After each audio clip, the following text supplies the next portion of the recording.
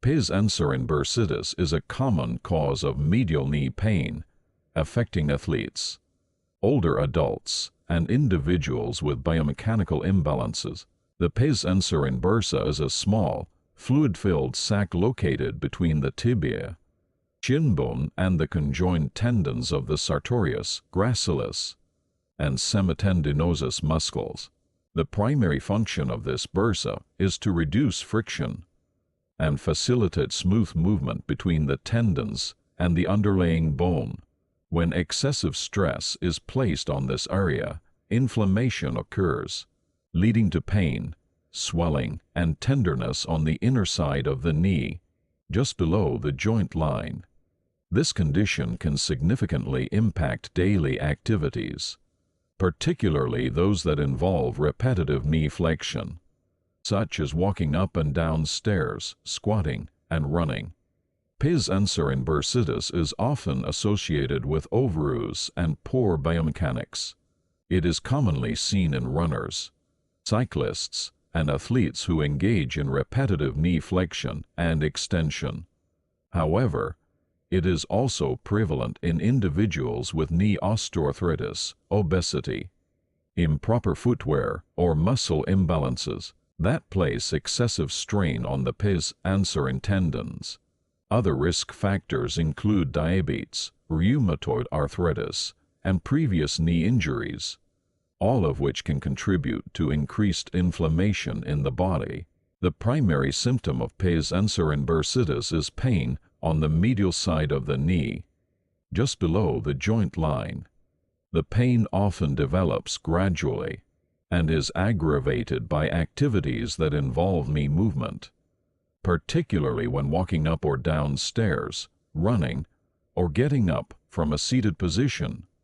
Some individuals experience swelling or a warm sensation over the affected area, and stiffness is common, especially after prolonged periods of inactivity. Unlike ligament injuries, pes anserine bursitis does not typically cause knee instability, locking, or clicking. The underlying causes of pes anserine bursitis can be divided into intrinsic and extrinsic factors. Intrinsic factors include poor knee alignment, muscle imbalances, and conditions such as knee osteoarthritis that increase stress on the medial knee structures. Weak quadriceps, tight hamstrings, and improper foot mechanics such as excessive pronation can all contribute to increased strain on the pes anserine bursts. Extrinsic factors include training errors, excessive running or jumping, inadequate warm-ups, and wearing improper footwear that does not provide adequate support. Diagnosing pes anserine bursitis is primarily clinical, based on patient history and physical examination. Physicians assess pain levels, functional limitations, and potential contributing factors. During the physical exam, palpation of the pes anserine region, just below the medial knee joint, often elicits tenderness. Pain may be reproduced with resisted knee flexion or passive stretching of the hamstrings. Imaging studies such as ultrasound or MRI may be used to confirm the presence of bursitis and rule out other causes of knee pain, such as meniscal tears, medial collateral ligament MCL injuries, or stress fractures. Treatment of pes anserine bursitis focuses on reducing pain and inflammation, correcting biomechanical imbalances, and restoring knee function. Most cases respond well to non-surgical treatment, with conservative management aimed at alleviating symptoms and preventing recurrence. The initial phase of treatment typically involves the RICE protocol: rest, ice, compression, and elevation to manage pain and swelling. Resting from activities that exacerbate symptoms allows the inflamed bursa to heal, while applying ice packs for 15-20 minutes several times a day helps reduce inflammation. Nonsteroidal anti-inflammatory drugs and NSAIDs such as ibuprofen or naproxen, can provide pain relief, though long-term use should be avoided due to potential gastrointestinal and cardiovascular side effects. Physical therapy plays a crucial role in the rehabilitation of pes anserine bursitis. A well-structured program includes stretching, strengthening, and neuromuscular retraining to address underlying muscular imbalances and faulty movement patterns. Stretching exercises for the hamstrings, quadriceps, and hip flexors help improve flexibility and reduce tension on the pes anserine tendons. Strengthening exercises for the quadriceps, hamstrings, and gluteal muscles enhance knee stability and support proper biomechanics.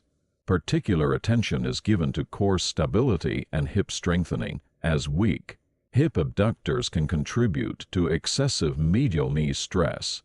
Correcting biomechanical issues is essential for preventing recurrent bursitis.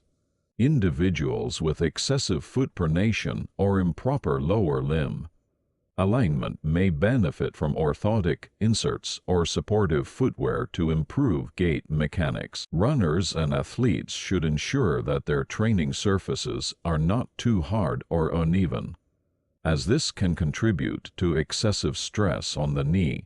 Proper warm-up and cool-down routines, including dynamic stretching and gradual progression of activity intensity, help reduce the risk of bursitis. In cases where pain persists, despite conservative measures, additional treatment options may be considered. Corticosteroid injections into the pes anserine bursa can provide significant pain relief by reducing inflammation, though repeated injections should be used cautiously due to the potential for tendon weakening. Ultrasound-guided aspiration of the bursa may be performed in cases of severe swelling to remove excess fluid and relieve pressure on the knee joint.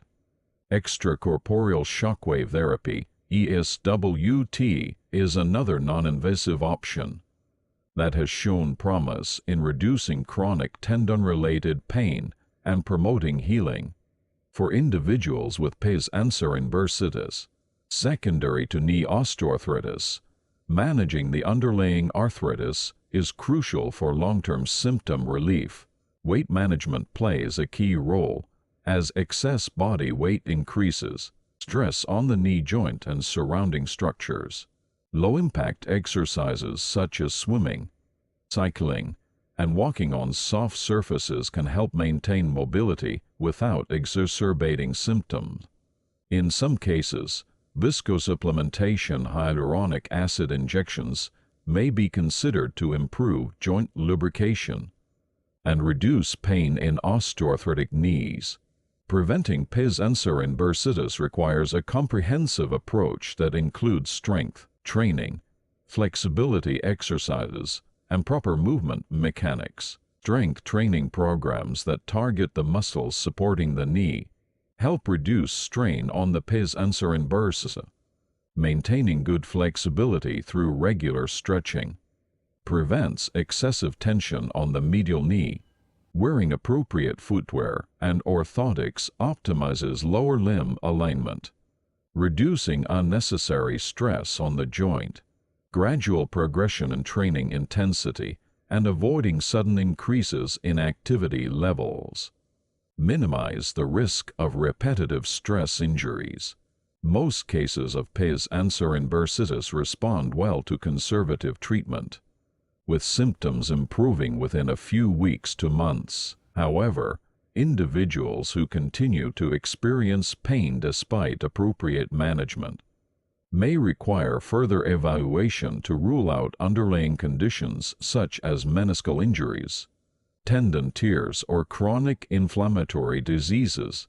Surgical intervention is rarely necessary for pes anserine bursitis, but may be considered in refractory cases where conservative measures fail to provide relief.